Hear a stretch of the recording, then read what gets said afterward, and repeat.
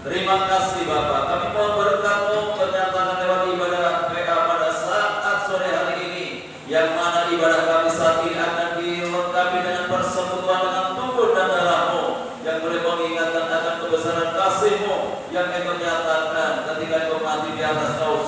untuk menyelamatkan di dalam kehidupan kami. Terima kasih Tuhan untuk itu kami menyerahkan hamba-Hamba yang saat ini telah mempersiapkan diri untuk melayani pekerjaan pihak-pihak ini, baik leader, singer, pemain musik, ketua LCD yang menaikkan doa, demikian pula pelayan-pelayan terjemahan kudus maupun hamba yang akan menyampaikan kebenaran firman-Mu.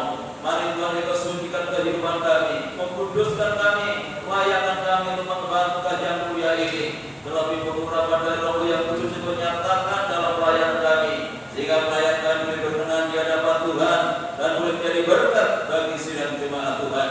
Demikian pula kami serahkan ke saudara-saudara kami yang lain yang mungkin saat ini masih dalam perjalanan untuk menuju ke tempat ini.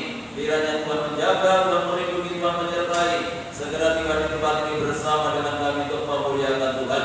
Kalau pekerjaan kuasa kegelapan yang ingin mencoba mengganggu jalannya ibadah kami, bahkan ingin merebut berkat Tuhan yang Tuhan sediakan lewat ibadah ini, kami menyatukan hati bersama jemaat untuk memanggil nama-Mu, yaitu di dalam nama Tuhan Yesus Kristus. Kalau kuasa-kuasa yang bukan dari Allah dalam bentuk apapun, kami tolak dan patahkan kuasanya di dalam nama Yesus. Dan kalau Roh yang kudus menguasai tempat ini, menguasai hati dan pikiran kami, sehingga berkat Tuhan lewat ibadah ini seutuhnya boleh menjadi bagian dalam kehidupan kami. Terima kasih Tuhan yang memberkati setiap gereja-gereja-Mu yang saat ini mengadakan ibadah yang sama itu kami lakukan. Bagaimana Tuhan memberkati kami, Tuhan memberkati mereka semuanya, agar nama Tuhan dipermuliakan. Hanya di dalam nama Tuhan Yesus Kristus Kepala Gereja, kami serahkan segala doa kami buka ibadah kami pada sore hari ini. Kalian siap untuk memuliakan Tuhan, mari bersama kita katakan amin.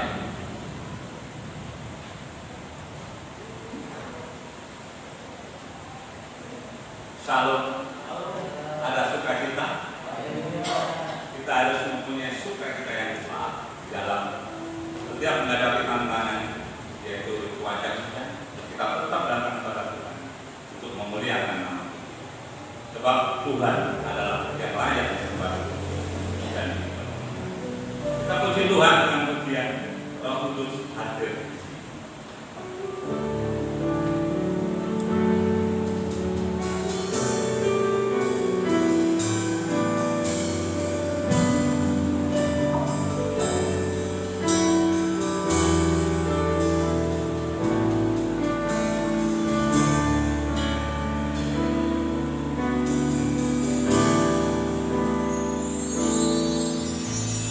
Roh Kudus hadir di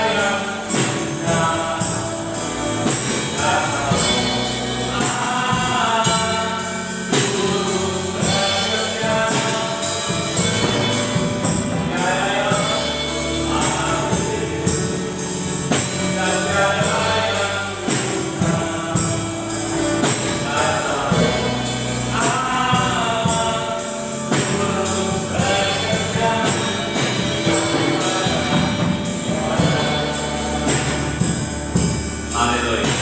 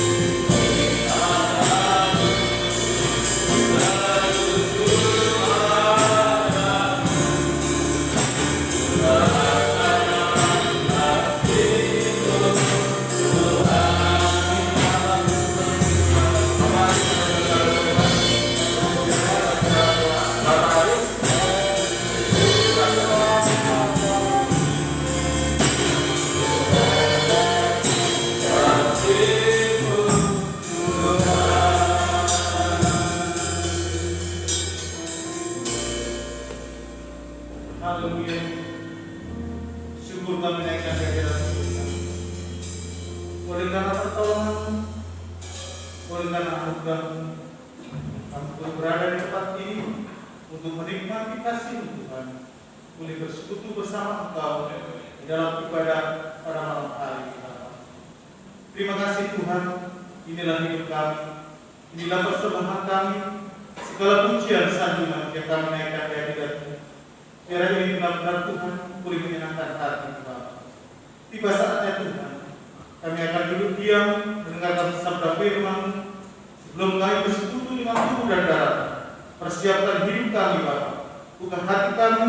Roh Kudus biar bekerja atas hidup kami, menguasai dalam setiap hati kami, setiap pendengaran kami, setiap pikiran kami. Hamba-hamba-Mu, anak-anak-Mu yang hadir pada malam hari ini Bapa, kami persembahkan hamba-Mu. Benar Tuhan akan menyampaikan sabda firman. Segala persiapannya Tuhan kami persembahkan kepada Engkau. Urapi hamba-Mu dengan hikmat-Mu, dengan akal budi-Mu. Buat kuasa Allah pengurapan atas hamba-Mu Tuhan. Bekerja Bapa, biar kuasa Roh-Mu Tuhan menguasai hamba-Mu. Sehingga Tuhan menyampaikan kepada firman-Mu pada malam hari ini boleh berjalan lancar. Dan kami, anak-anak-Mu, pulang dari tempat ini boleh dikuatkan, boleh diberkati Bapa. Segala kuasa-kuasa jahat yang ingin mencuri berkat kami, berkat firman-Mu pada malam hari ini Tuhan, kami Tuhan berdoa memohon pertolongan Allah. Biarlah Tuhan kami tangkap kuasa-kuasa jahat di dalam nama Tuhan Yesus Kristus keluar dari tempat ini, terutama dari hati kami, dari pikiran kami Tuhan. Biar kuasa Roh Kudus saja Bapa yang menguasai ruangan ini, ruangan hati kami Bapa. Berfirmanlah Tuhan dan kami siap untuk mendengarkan. Di dalam nama Tuhan Yesus Kristus kami menaikkan seluruh kami. Haleluya. Amin. Bapak Ibu Saudara yang dikasihi oleh Tuhan, salam shalom. Salam sejahtera di dalam kasih Tuhan kita Yesus Kristus. Terpujilah nama Tuhan, hanya oleh karena anugerah dan kemurahan Tuhan malam hari ini kita dipertemukan kembali lewat ibadah PA yang mana malam hari ini disertai dengan persekutuan dengan tubuh dan darah Tuhan.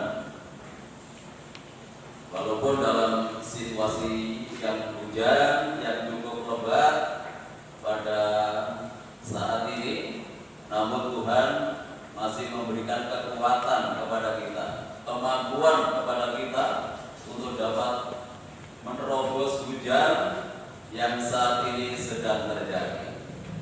Kita masih bersyukur kalau dibanding dengan daerah-daerah lain.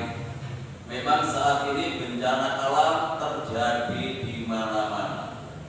Ya, jadi kalau di sini hujan seperti ini itu sudah biasa. Ya, kita tetap bisa bersyukur kepada Tuhan.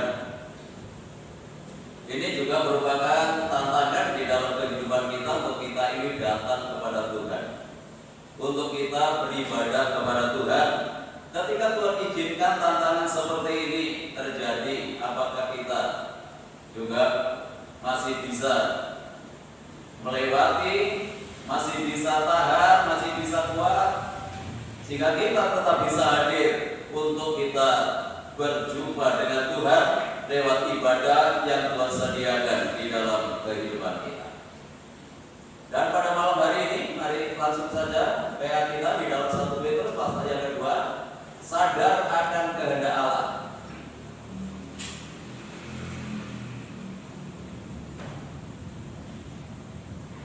Satu Petrus pasal yang kedua,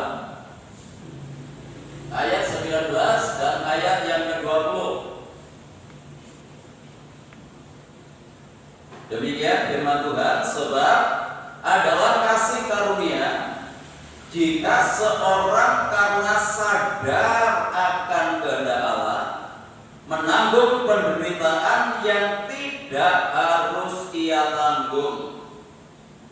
Sebab dapatkah disebut pujian jika kamu menderita pukulan karena kamu berbuat dosa? Tetapi jika kamu berbuat baik dan karena itu kamu harus menderita, maka itu adalah kasih karunia pada Allah. Tuhan. Jadi penderitaan penderitaan karena kesadaran sadar akan kehendak Allah, itu adalah kasih karunia. Jadi kasih karunia itu tidak hanya lewat kesembuhan, lewat bahasa roh, lewat nubuatan, tetapi ternyata ketika kita ini sanggup untuk menderita karena kehendak Allah, itu pun juga bagian kasih karunia. Ini adalah karunia daripada Tuhan. Mengapa Petrus ini menyatakan hal ini kepada jemaat yang ada di perantauan? Karena hal ini sudah dialami oleh Rasul Petrus. Sadar akan kehendak Allah ini. Bagaimana orang itu bisa sadar akan kehendak Allah? Tentunya oleh karena dia mengerti akan kehendak Allah. Dia mengerti akan firman Tuhan. Kalau orang itu tidak mengerti firman Tuhan, tidak mengerti akan kehendak Allah, maka orang itu tidak akan pernah mengalami yang disebut kesadaran ini. Jadi sadar itu bukan karena terpaksa. Sadar itu bukan karena dipaksa. Sadar itu ya karena mengerti akan kehendak Allah, bahwa itu harus dikerjakan, itu harus dilakukan, walaupun harus lewat penderitaan. Kalau berbicara masalah penderitaan, asumsi kita jangan kekurangan makan, asumsi kita jangan tidak punya duit. Di sini ayat ini berbicara masalah hamba dengan majikan, hamba dengan atasan. Perikopnya itu penderitaan Kristus sebagai teladan. Ayat yang ke-18 akan berbicara masalah hamba dengan atasannya, hamba dengan majikannya. Bahkan menghadapi majikan yang bengis sekalipun, kita harus taat, kita harus tunduk. Tidak hanya yang baik, tidak hanya yang bermurah hati, tetapi yang bengis sekalipun kita harus taat, kita harus tunduk. Kalau kita bisa melewati ini oleh karena kesadaran akan kehendak Allah, maka itu adalah kasih karunia. Sekarang kita lihat dalam konteks teologis. Kita sebagai hamba, Tuhan sebagai majikan kita. Sebelum saya lanjutkan, memang hubungan hamba dengan Tuhan. Jadi kita pandang secara teologis hubungan kita sebagai hamba ini terhadap Tuhan.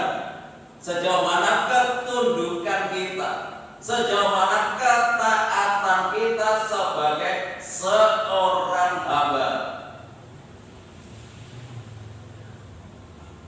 Ketika Petrus menyatakan hal ini, karena dia betul-betul sadar,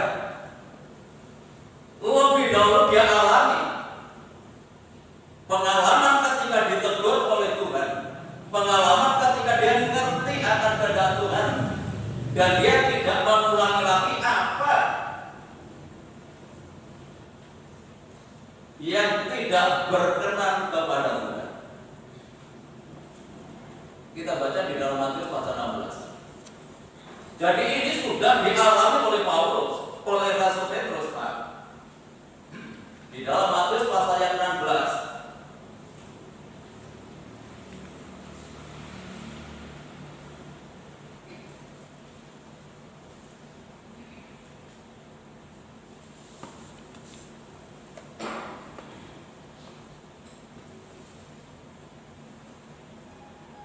Mulai ayat 21.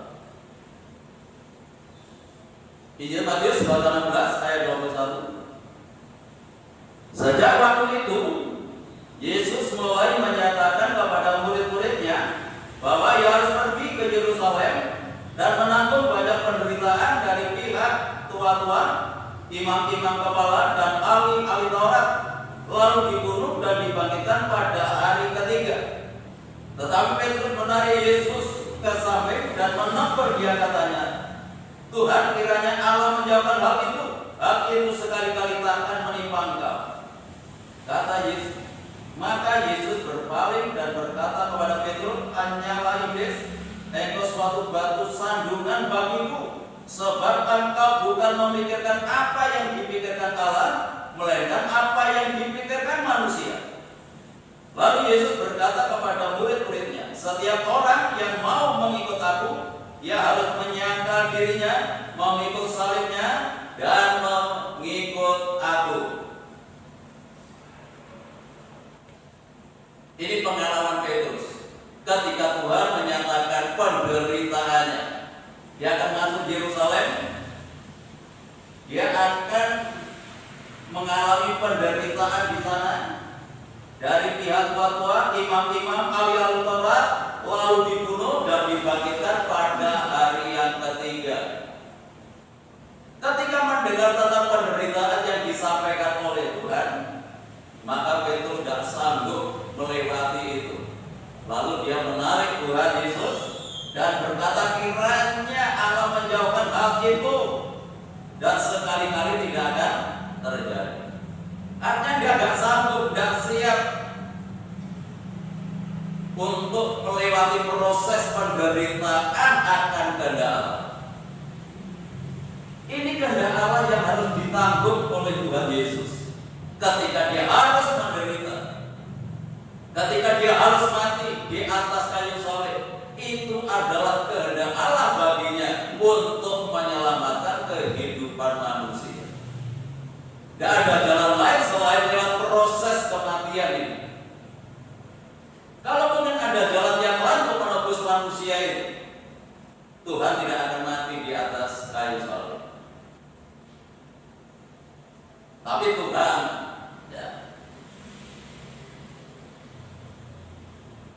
selalu tidak ingin melanggar tatarannya, karena upah dosa itu adalah maut, upah dosa itu adalah kematian, maka itu harus dikerjakan.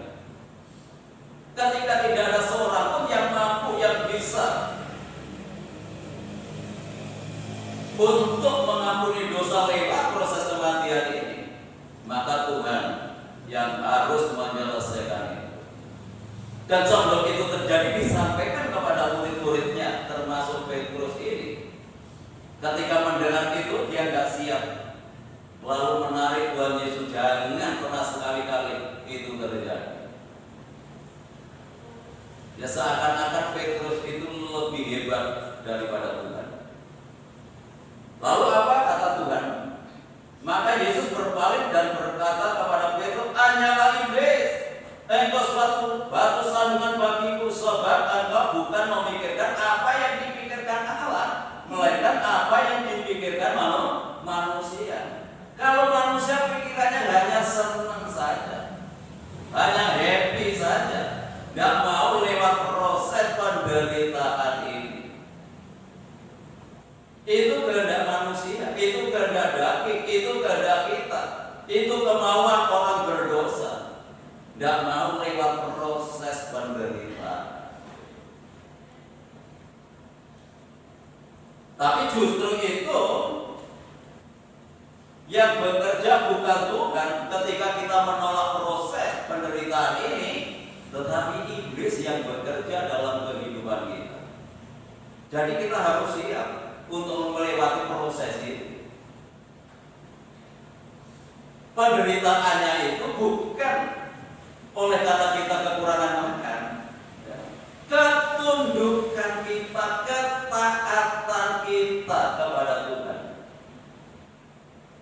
Jadi konteksnya ini adalah ketaatan, ketundukan kita sebagai seorang hamba kepada Tuhannya, yaitu pada Tuhan sebagai Tuhan kita, sebagai majikan kita, di mana kita harus taat, kita harus tunduk apapun yang dilakukan Tuhan dalam kehidupan kita. Itu penderitaan. Kan pada dasarnya kita ini kan manusia itu egois.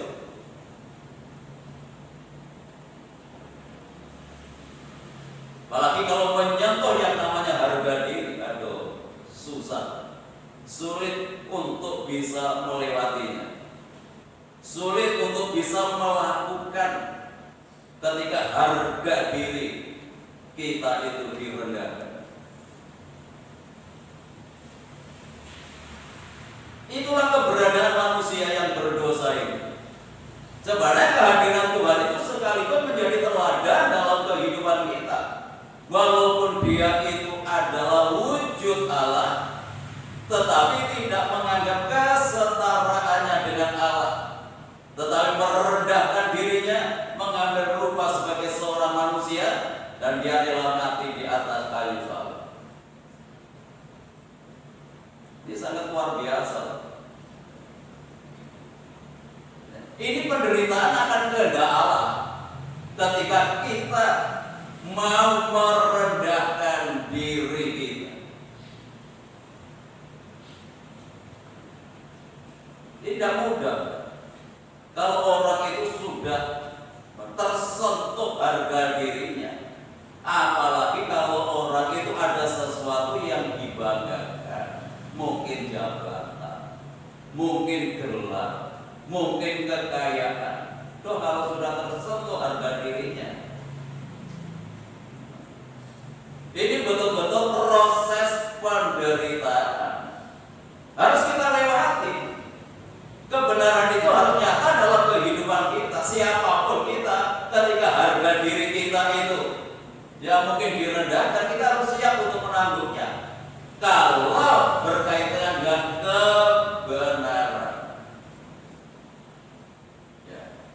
Nah, itu sebabnya pada ayat 24 Tuhan Yesus mengatakan, lalu Yesus berkata kepada murid-muridnya, setiap orang yang mau mengikut aku, ia harus menyangkal dirinya, memikul salibnya, dan mengikut aku. Pikul salibnya, bukan salibnya Tuhan, salibnya sendiri.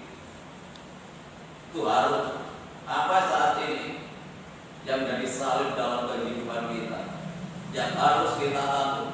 Yang mungkin salah satunya yaitu harga diri yang tidak mau direndahkan. Bapak Ibu Saudaraku yang dikasihi oleh Tuhan, ini jalan yang harus kita lewati. Kita tidak bisa mengambil jalan yang lain, harus lewat proses penderitaan ini. Penderitaan yang berkenaan dengan ketaatan, ketundukan, kerendahan hati.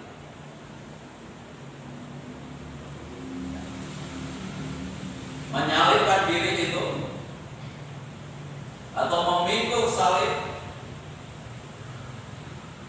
itu harus melawan keinginan kita sendiri yang bertentangan dengan firman Tuhan.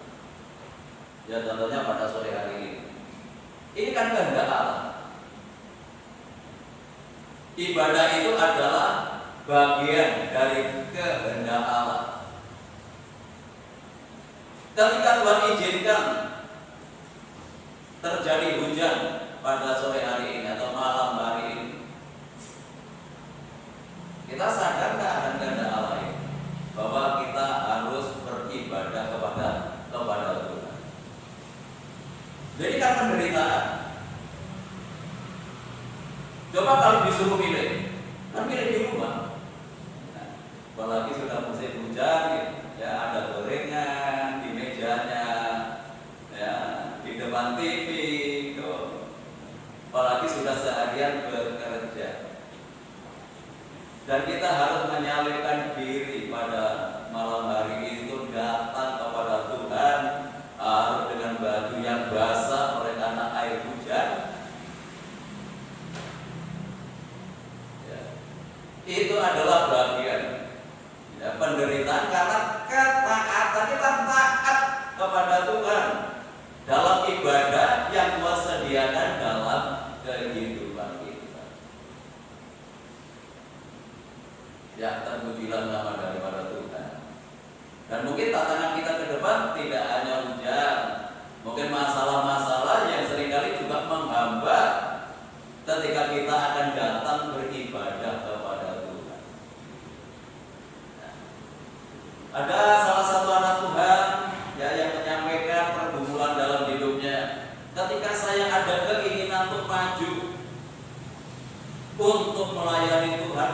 ada saja masalah, ada saja persoalan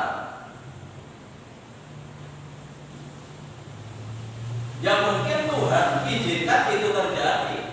Mampu nggak untuk mengatasinya? Mundur karena tantangan, mundur karena persoalan yang dihadapinya, apa terus maju bersama dengan Tuhan untuk melayani Tuhan. Jadi setiap orang yang mengikut kepada Tuhan harus pikul salib. Pikul salib jelas tidak enak. Kalau pikul berkat, itu enak. Nah, kalau pikul salib jelas tidak enak. Tidak enak hanya sementara waktu, tetapi di balik salib yang kita tanggung, salib yang kita pikul, di sana diubah oleh Tuhan menjadi kemuliaan. Prosesnya itu sama seperti itu kan. Tuhan harus menderita, mati, bangkit, dan baru dimuliakan. Ini jalan yang Tuhan tinggalkan dalam kehidupan kita. Ketika kita masih dalam proses penderitaan, ya, belum sampai mati penderitaannya. Nah, Tuhan sampai mati, dan nanti Tuhan bangkit, kita pun juga akan mengalami kebangkitan. Setelah itu menuju kepada kemuliaan. Dan ketika kita saat ini menghadapi salib yang kita tanggung salib itu,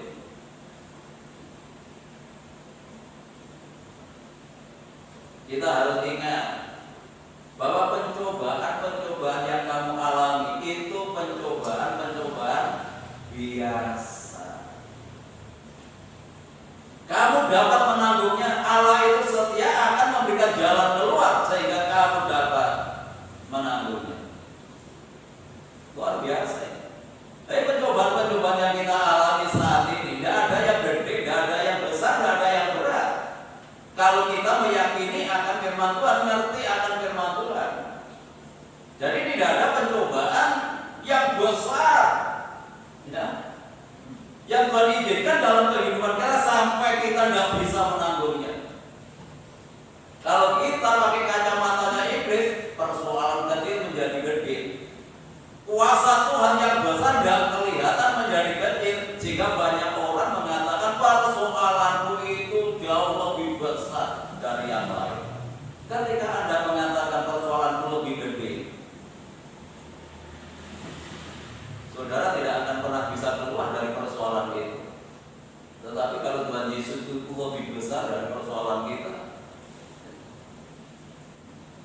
Tuhan akan memampukan kita segera keluar dari persoalan yang kita hadapi. Jadi bagaimana kacamata rohani kita bisa melihat? Kalau kita pakai kacamatanya Tuhan, bahwa setiap persoalan tidak ada yang besar, tidak ada yang berat. Tuhan sanggup untuk menyelesaikan. Terpujilah nama daripada Tuhan.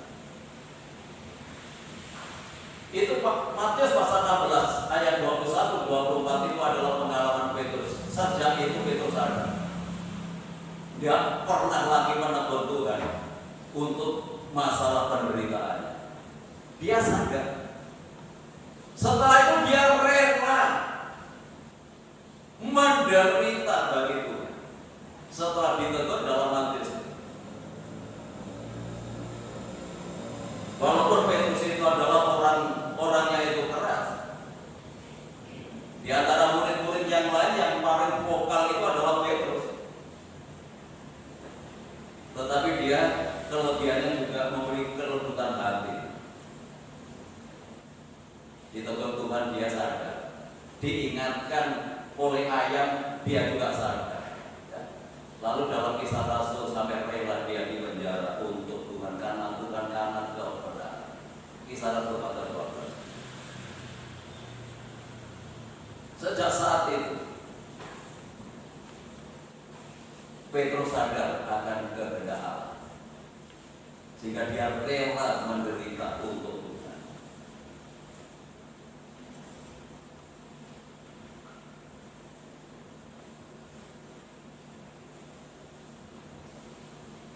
Langsung saja ayat yang keempat dan ayat yang kelima.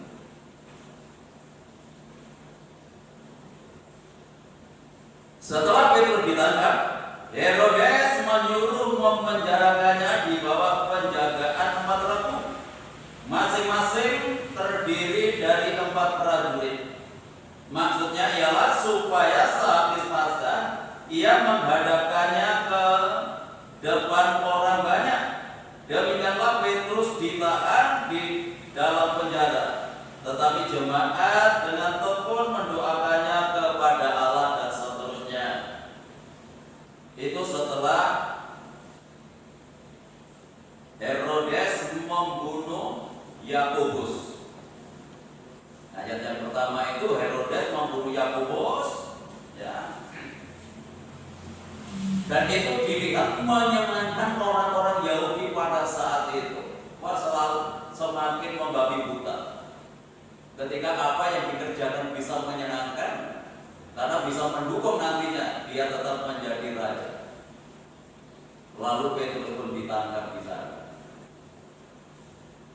Tentunya juga senasib dengan Yakobus. Dia dipenjarakan, dijaga 4 regu. Masih menanti Paskah dia akan diperhadapkan dengan banyak orang di sana yang mungkin akan dibantai oleh Herodes ini. Kalau dalam Matius tadi Petrus tidak siap, tidak mau untuk menderita bersama dengan Tuhan. Setelah ditegur oleh Tuhan dia sadar. Ini penting. Tuhan menegurnya cukup keras, tidak mengatakan hai Petrus, tetapi hai iblis, enyahlah. Karena engkau menjadi penghalang bagiku. Ya mungkin sekali tempo Tuhan juga menegur kita ini dengan keras, dengan satu harapan, dengan satu tujuan supaya kita sadar. Jadi tidak ada tujuan yang lain ketika firman Tuhan mungkin keras bagi kehidupan kita untuk melucuti segala perbuatan-perbuatan kita yang tidak berkenan kepada Tuhan. Ya marilah kita sadar akan kehendak Allah ini. Sama seperti apa yang dialami oleh Petrus ini. Ketika ditegur dengan keras oleh Tuhan, bukan sakit hati, bukan marah, bukan mogok ke gereja, ya, bukan mogok untuk melayani. Tetapi bagaimana Petrus ini? Dia sadar bahkan menyerahkan hidupnya untuk Tuhan. Yang luar biasa. Ya setelah Kisah Rasul ayat 20 dia ditahan oleh Herodes. Memang menurut sejarah gereja, ya Petrus ditangkap, dibawa ke Roma untuk mati di sana. Rela mati untuk Tuhan. Dia disalib, tidak mau kepala di atas, tetapi dia minta kepala di bawah, tidak mau menyamai dengan Tuhan. Itulah kehidupan Petrus yang sangat luar biasa. Yang dulunya tidak siap, tidak mau, tidak sanggup untuk menderita bersama dengan Tuhan, tetapi karena mengerti kehendak Allah ini, dia rela menyerahkan hidupnya. Ini kalau orang itu sadar, bukan karena tekanan, bukan karena paksaan, bukan oleh karena dorongan orang lain. Ketika orang itu berubah, ketika orang itu mengerti firman Tuhan, dia rela menyerahkan hidupnya untuk Tuhan.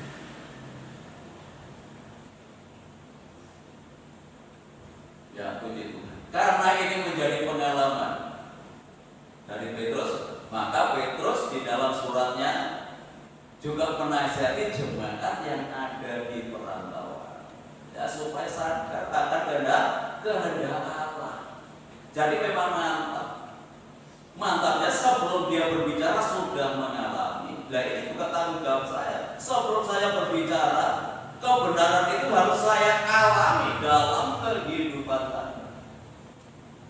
Kalau saya berbicara masalah nikah, kekudusan nikah, kebenaran nikah, saya harus lebih dahulu mengalami itu. Kalau ayat ini berbicara masalah ketundukan dengan atasan, sudah tidak saya lakukan lagi, saya lakukan, saya kerjakan. Di mana saja saya melayani, tidak pernah saya menyisakan kekecewaan dengan hamba Tuhan di mana saya praktek kita.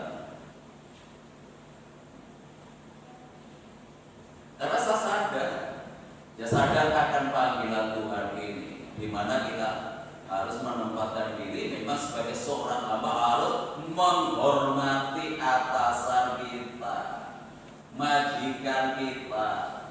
Kalau statusnya pegawai negeri, ya kepada pemerintah harus taat. Bukan hanya yang menyenangkan, yang mengasihi, yang bermurah hati, sampai yang begitu. Yang gak enak itu menghadapi yang bengis, disuruh tetap hormat, disuruh tetap tunduk, disuruh tetap taat. Ini yang gak gampang. Nah, itu yang disebut penderitaan. Jadi penderitaan sekali lagi, ya bukan oleh karena kekurangan makan, tidak punya duit, bukan gitu. Dalam konteks ini ketundukan kita.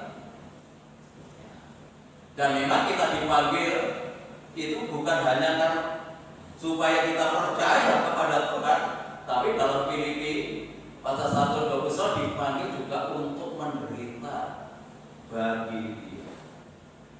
Menderita dalam ketundukan. Filipi. Tidak hanya Petrus, ini Paulus. Ini pernyataan Paulus. Jadi tidak hanya Petrus, tetapi Paulus pun juga menyatakan hal ini. Bagaimana kita harus menjadi anak Tuhan yang rela.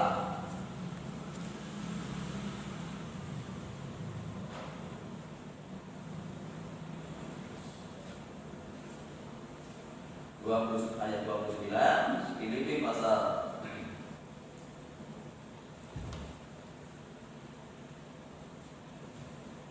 'Sebab kepada kamu dikaruniakan bukan saja untuk percaya kepada Kristus, melainkan juga untuk menderita untuk Dia, menderita bagi Dia.' Ya, puji Tuhan. Jadi sebenarnya kekristenan itu tidak mudah kalau kita kembali kepada kebenaran. Ya. Jadi kalau gereja itu pemberitaannya sebenarnya hanya berkat, berkat, dan berkat, itu sudah menyimpang dari kebenaran, karena kebenaran Alkitab kita tidak mengajarkan seperti itu.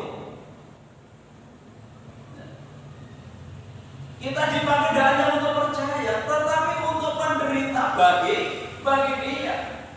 Ayat ini yang seringkali dilewati, seringkali tidak pernah dibacakan, apalagi diajarkan mau menderita bagi Dia.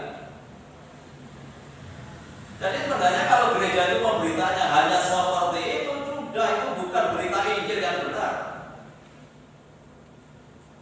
bukan berita Alkitab.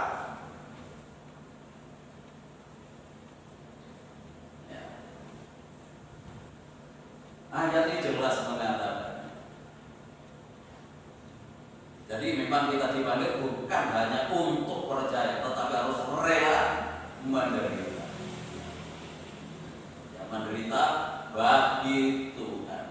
Karena di pundak kita itu menyandang nama Tuhan, menyandang ajaran Tuhan. Bahwa ini suatu penderitaan. Ini kuk yang harus kita tanggung. Nama yang kita tanggung itu nama yang besar, nama yang agung. Jadi kita tidak bisa sembarangan ya untuk melangkahkan kaki kita atau sebatas kita hidup di dunia ini. Ada beban yang kita tanggung dalam pundak kita ini.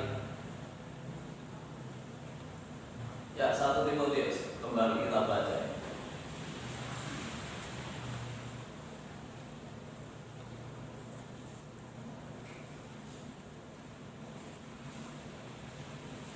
Satu Timotius pasal 6.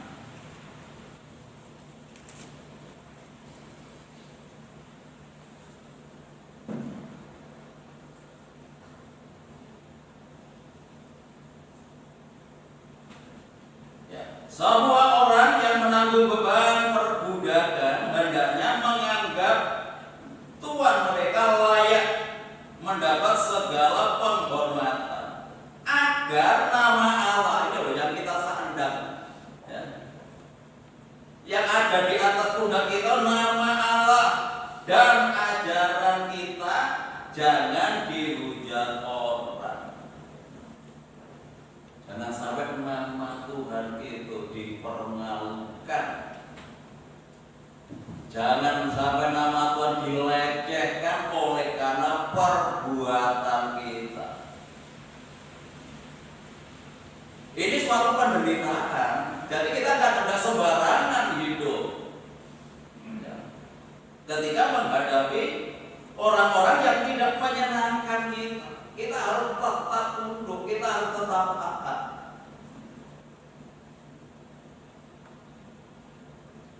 Karena kita saat ini menanggung nama yang besar, nama yang agung, nama yang mulia, yaitu nama Allah, supaya jangan sampai dihujat orang, jangan sampai direndahkan orang oleh karena kita. Tetapi biarlah kita masing-masing, dimanapun kita berada, apapun profesi kita, biarlah lewat kehidupan kita nama Tuhan itu dimuliakan. Apapun status kita saat ini. Jadi kalau kita bicara juga nggak bisa sembarangan, ya. Kalau kita hidup ya jangan sembarang hidup, karena kita punya tujuan hidup ini untuk membawa kemuliaan nama Tuhan. Dan yang kedua, supaya jangan ajaran kita itu dihujat orang, direndahkan orang, dilecehkan orang. Contohnya kalau orang Kristen itu rukun-rukun semua, kan kita terkenal rukun, saling mengasihi. Bagaimana prakteknya? Apa benar-benar kita rukun? Apa benar-benar kita saling mengasihi? Atau betul-betul kita saling tolong-menolong? Seperti yang tertulis dalam Galatia 6 pasal yang kedua. Kalau orang itu saling menolong satu dengan yang lain, itu memenuhi hukum Kristus. Hal seperti ini harus nyata dalam kehidupan kita. Roma pasal 2 ayat 23. Engkau bermegah atas hukum Taurat, bangga memiliki hukum Tuhan, hukum Taurat, ajaran Tuhan. Dan mengapa engkau sendiri menghina Allah dengan melanggar hukum Taurat itu? Seperti ada tertulis, sebab oleh karena kamulah nama Allah dihujat di antara bangsa-bangsa lain. Jangan sampai hal ini terjadi dalam kehidupan kita. Kita mempunyai hukum Allah, kita mempunyai firman Tuhan, kita memiliki kebenaran.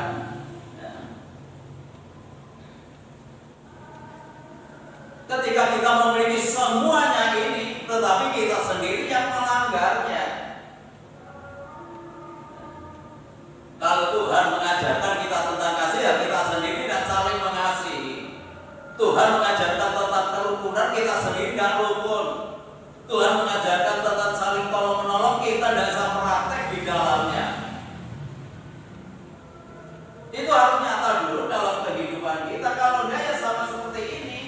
Sebab oleh karena kamulah nama Allah dihujat bangsa-bangsa lain. Ya, jangan sampai hal ini terjadi dalam kehidupan kita. Kalau ayatnya menjadi pembelajaran dalam kehidupan kita, setiap langkah perjalanan kehidupan kita bisa membawa kemuliaan Tuhan. Ini yang tidak mudah, ini yang gak gampang, ini yang terus kita perjuangkan, ini yang disebut penderitaan. Ketika kita hidup bisa membawa kemuliaan nama Tuhan.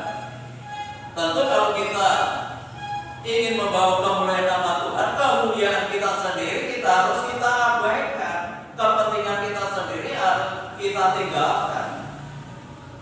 Selama orang masih terikat dengan kepentingan diri sendiri, tidak akan pernah bisa membawa kemuliaan nama Tuhan. Terpujilah nama daripada Tuhan. Dan Tuhan sudah menjadi teladan dalam kehidupan kita. Kalau berbicara masalah penderitaan, lewat ketaatannya kepada Bapaknya.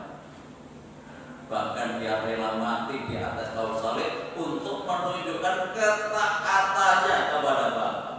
Nah, untuk itu kita saat ini yuk meneladani apa yang sudah dikerjakan oleh Tuhan.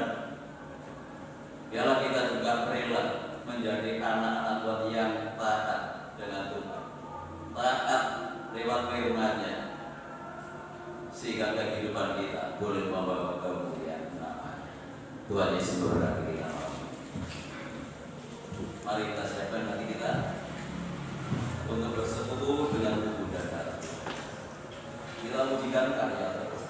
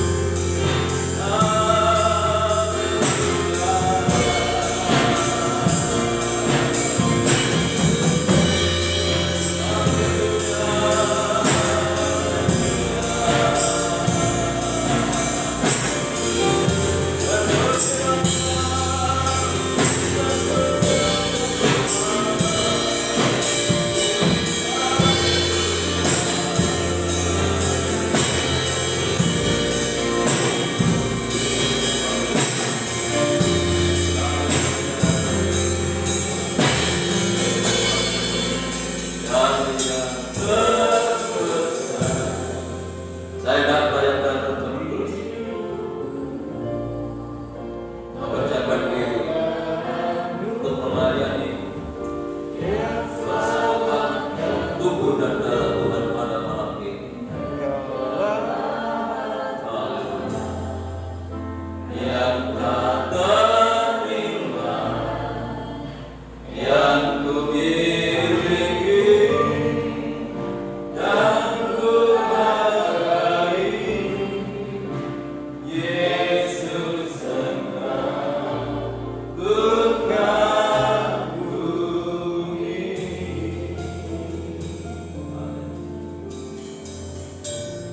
Terima kasih Tuhan untuk kebenaran yang Kau nyatakan dalam kehidupan kami pada malam hari ini,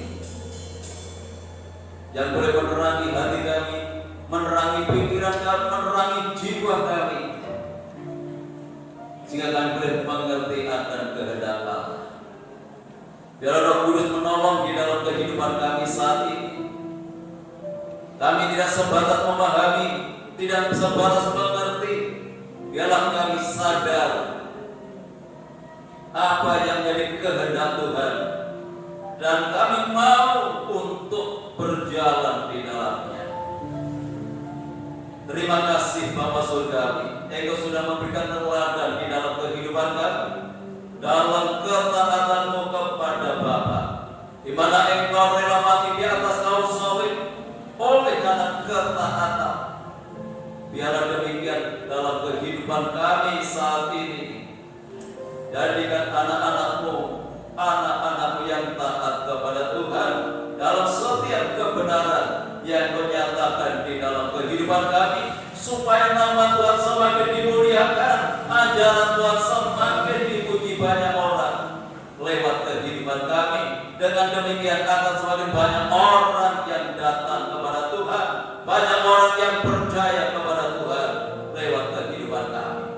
Terima kasih Bapa, ampuni segala dosa, kesalahan, kekurangan kami kalau kehidupan kami belum selaras dengan kehendak daripada Tuhan. Terima kasih Tuhan, terima kasih. Dan layakkan dalam kesempatan ini untuk kami bersekutu dengan tubuh dan darah-Mu, dan biarlah persekutuan ini boleh menjadi berkat dalam kehidupan kami. Kami menyerahkan hamba-hamba-Mu yang sudah mempersiapkan diri untuk melayani pekerjaan yang mulia ini. Kiranya Tuhan menguduskan kehidupannya, Tuhan mengurangi pelayanannya, hingga boleh menjadi berkat bagi sidang jemaat-Mu, dan boleh berkenan di hadapan Tuhan. Roti dan anggur yang sudah tersedia di atas meja ini, Tuhan turunkan berkat-Mu di dalamnya, jika kami tidak melihat roti dan anggur secara jasmani. Ini adalah pecahan-pecahan tubuh-Mu, ini adalah curahan darah-Mu yang sudah Engkau kerjakan di atas kayu salib untuk keselamatan kehidupan kami. Terima kasih Bapa, dalam nama Tuhan Yesus kami berdoa dan mengucap syukur. Haleluya. Amin. Bapak Ibu Saudara yang dikasihi Tuhan, saya undang semua Tuhan berdiri. Mari kita siapkan hati kita untuk kita bersekutu dengan tubuh dan darah Tuhan. Mari kita angkat tubuh Tuhan lebih tinggi dari kepala kita. Kita junjung tinggi, kita hormati pengorbanannya di atas kayu salib. Dia merelakan tubuhnya dipecah-pecahkan oleh karena kehidupan kita. Untuk itu dengarkan firman Tuhan. Sebab apa yang telah kuteruskan kepadamu telah aku terima dari Tuhan, yaitu Bapa Tuhan Yesus pada malam waktu yang diserahkan mengambil roti, dan sesudah itu Ia mengucap syukur atasnya, Ia memecah-mecahkannya dan berkata, inilah tubuhku yang diserahkan bagi kamu. Perbuatan ini menjadi peringatan akan aku. Bukankah roti yang kita pecah-pecahkan adalah persekutuan di dalam tubuh Kristus? Amin. Mari kita makan dengan iman dalam nama Tuhan Yesus.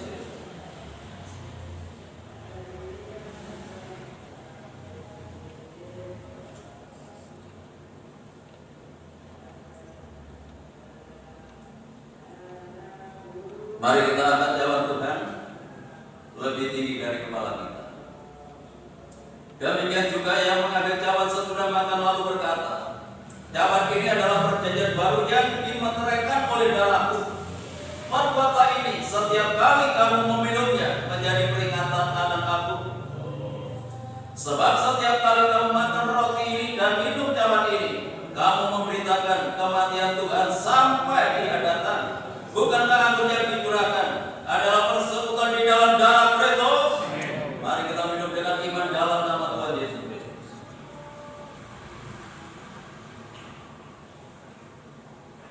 Mari kita angkat kedua tangan kita mengucap syukur kepada Tuhan atas segala pengorbanannya, atas segala kasih-Nya yang sudah menyatakan di dalam kehidupan kita. Manusia yang berdosa yang tidak layak untuk menerima anugerah Tuhan yang agung ini, namun itu yang dilakukan dalam kehidupan kita. Haleluya, haleluya.